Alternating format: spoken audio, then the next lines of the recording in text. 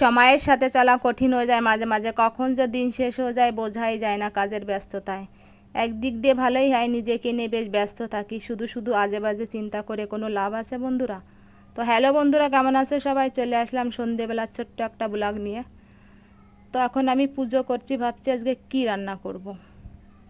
তো আসলে আজকে রান্না করব কচুরমুখী, তার জন্য এখানে আমি কচুরমুখী সিদ্ধ করতে দেব, জল দিয়ে দিলাম।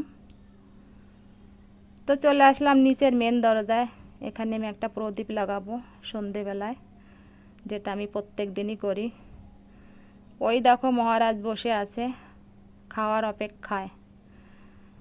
তাই যে আমি চলে আসলাম, সুন্দর একটা আটার ডো করে রাখলাম ঢেকে।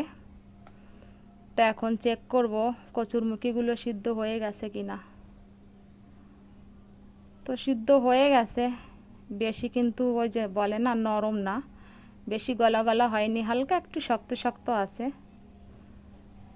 তো এভাবে আমি সমস্ত কচুরমুখীগুলো ছুলে নেব, দুই ভাগ করব, বেশি ছোট ছোট করব না। তো মাঝে মাঝে এরকম সবজি বেশ ভালোই লাগে রুটির জন্য, শুকনো শুকনো। তো সমস্ত মশলা আমি এখানে রেখেছি, পেঁয়াজ রসুন টমেটো লবণ হলুদ লাল জালের গুঁড়ো। তো পাশে কড়াইতে তেল গরম হয়ে গেছে, অল্প কিছু জিরা দিয়ে দিলাম, আর ছোট ছোট করে কেটে রেখেছিলাম রসুন, ওটা ভালো করে ভেজে নিলাম, ফ্লেভারটা খুব ভালো হবে।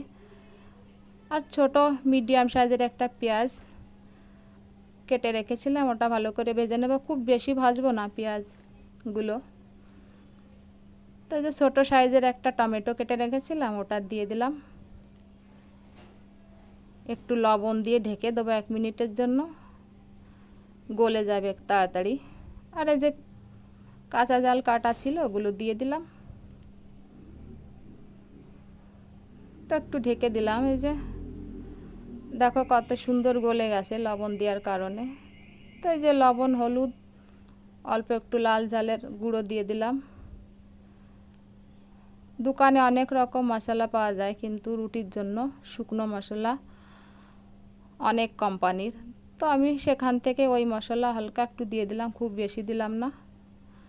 তোমরা চাইলে জিরে ধনের গুঁড়ো দিতে পারো, জিরে ধনের গুঁড়ো তো সবসময় বাড়িতে থাকে, কিন্তু ওই সব মশলা হালকা ফুলকা একটু দিলে বেশ ভালোই লাগে মাঝে মাঝে। তো আমি অল্প একটু চিনি দিলাম, তোমরা চাইলে স্কিপ করতে পারো। তো এখানে আমি জলের পরিমাণটা কম রাখবো, ওই যে বলে না আমটা আমটা থাকবে সবজিটা।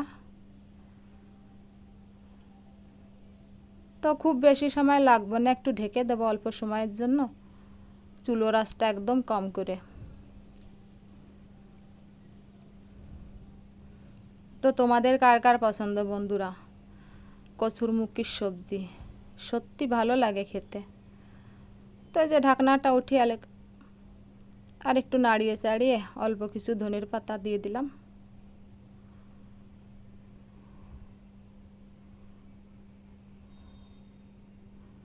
সবজিটা আমার কমপ্লিট বন্ধুরা, এখন সবাই খাবো আমরা।